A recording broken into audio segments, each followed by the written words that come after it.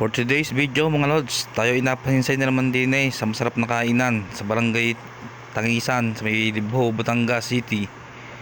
Ito po ay ang Lumang Bahay Eatery. Pangalawang pasyalo na ho namin dito dahil nga ho masarap ang kanilang nasa menu ay tutuong napabalik ho kami para ho tikman uli ang iba pang putahe. Yan ho, makikita ho dyan ang kanilang mga nasa menu. Pagdami ho kayong pagpipiliin diyan. Saktong-sakto ho ang kanilang mga nasa menu diyan para sa umagahan, tanghalian, merienda o hapunan. Ay sigurado hong kayo maraming pipilian.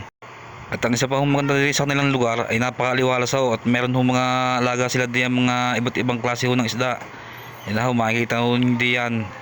Kung kayo ho ay mahilig alaga ng isda ay tunay na mawiwili ho kayo din Ari pa ho ang isang aquarium. Yan ho ay malapit mismo sa may cashier.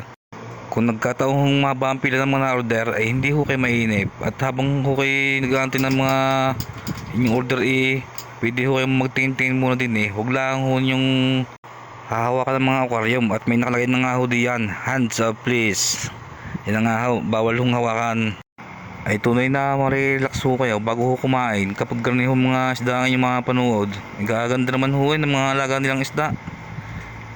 Ay kadami ho nila hindi ang aquarium. Siguro ho mga 6 yata ang aquarium ang kanilang alaga diyan na may laman lahat ng isda. Ay kung hinahanap nga pala ho yung sinimaw ay nakita ko na. Nakadilang din ho, nagtatago. Ayan ho, makikita ho nyo diyan, sinimaw. Palangoy lang. Ayun ho, ayun na ho, sinimaw. Ay tunay na, pinahirapan paghahanap. Pinadilaan pala sa aquarium ng Lumang Bahay Eatery. At rin na mga lods, dumating na ang ating order. Bale mga lods, ang order natin dito ay 2 canton gisado, 1 special lomi, 1 sisig, 2 kanin, tsaka 2 soft drinks. Yan po ang ating order dito mga lods. Ay minsan lang ho makaparini kaya ho susulit-sulitin na ang pagkain din Malimit ho kasing abala sa bahay at medyo malayo ho sa amin. Kaya nga ho bibira na kapag din Kung alin lang ho malapit ay araw-araw ho sigatong na din kahit almusal at saka hapunan.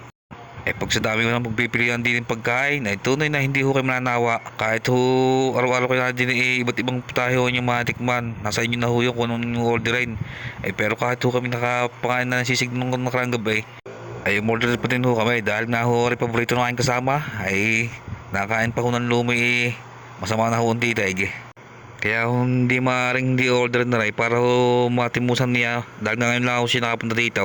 Ay nung unang punta ho ko din kasama ko ho is Ibo Vlog at rin na nga ho mag-uumpisa na ho ang kumain ay kita ko ho niya yung mga subong yan. Yan ho ang subong tatawag na pass break kung sa basketball ho ay tunay na isang iglap lang ho ibus na ang inyong kinakain pag ganyan ho ang inyong subo. Pero aray suko sa akin na kasama ko ay ako humubos ng lahat ng tira yung special na lomi tsaka 1 kanton tsaka sisig. Repriman, pasunod. Dalawa. Lomi. Nag-gusto lumaban din ng Eating challenge. eating challenge. Meron ng palaban din Pagkatapos ng gisado, may kanin, may lumi, may sisig pa. Kahit 3 ang kalaban.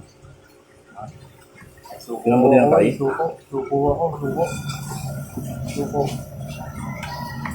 Kailan mo rin ang kain? Kinapay ko. 2,000 years later. Arin na ho, makalipas ang ilang minuto, ubos na ho lahat ng order namin. Ay talaga hong walang tira diyan at sayang, ang isa pa ho ay napakasarap naman talaga kaya ho yun lahat iubaws. Kaya ho kung kayo mapasyal din suminsay muna ho kayo din sa may Lumang Bahay Eatery sa may barangay Libho, Tangisan, Batangas City. Ay tunay na hindi ho kayo magsisisi sa sarap ng pagkain hinahain nila din Hanggang dito na lamang po. Sana po ay nagustuhan ninyo ang ating video. Maraming salamat po sa panonood.